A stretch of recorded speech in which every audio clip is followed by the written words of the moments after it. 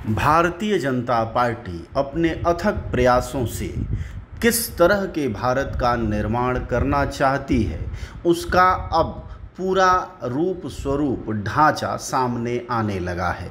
अब तक जनता के आंदोलनों को कुचलने, मौतों के लिए छोड़ देने, लापरवाही से सालों तक नहीं पूछने का जो भारतीय जनता पार्टी, उसके नेताओं, उसके सत्ताधारियों का जो रिवाज और रियाज रहा है, वह अब संसद तक पहुंच गया है। संसद तक पहुंचे इस तस्वीर को आप देख सकते हैं कि संसद में महंगाई का प्रश्न, बेरोजगारी का सवाल, उसके साथ ही जो अग्निवीर योजना का प्रश्न है, इन तमाम सवालों को जब विपक्ष ने पूछना शुरू किया, उसका विरोध शुरू किया, तो 23 सांसद अब तक विपक्षी पार्टी के निलंबित यानी संसद सत्र से निलंबित किए जा चुके हैं।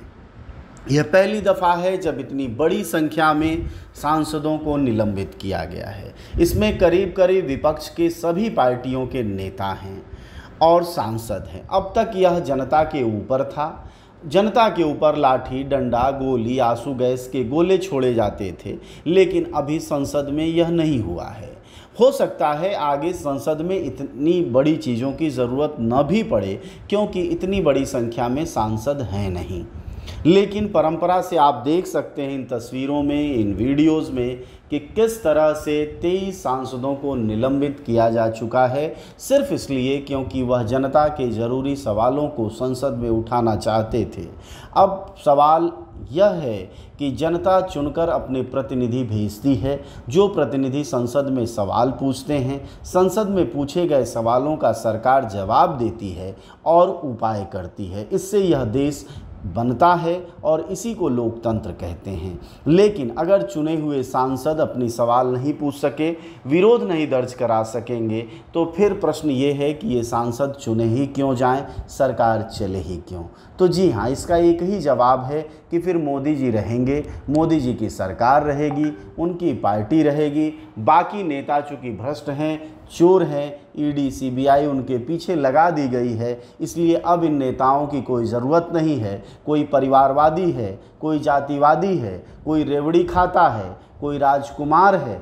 इससे बहुत साफ है कि प्रधानमंत्री मोदी और उनकी पार्टी ने जो नए भारत के निर्माण का संकल्प लिया था, उसकी यही परियोजना है। और इस परियोजना में अब आप देख सकते हैं कि सांसद भी ठीक उसी तरह की स्थिति में पहुंच गए हैं जैसे बाकी देश की जनता बेचारे की हालत में थी।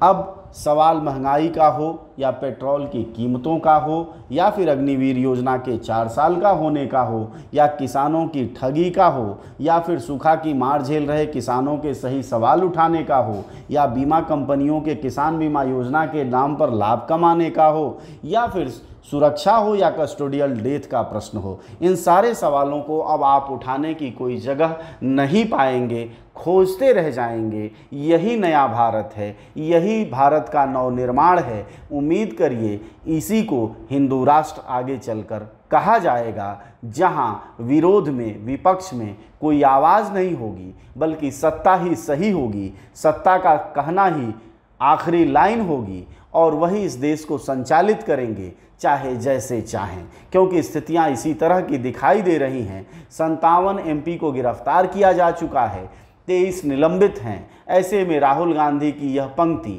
आप याद रखिए कि वह कहते हैं कि तानाशाहों से लड़ना हमें बखूबी आता है। पर प्रश्न ये है कि लोकसभा, राज्यसभा और विधानसभाएं कांग्रेस से खाली होती जा रही हैं, फिर यह लड़ाई लड़ेगा कौन और कैसे वह तानाशाहों से निपटेंगे, यह प्रश्न बना रहेगा।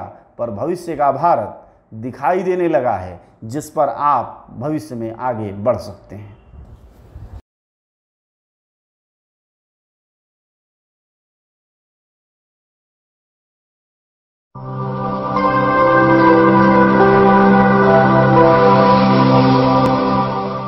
जन ज्वार, जनता की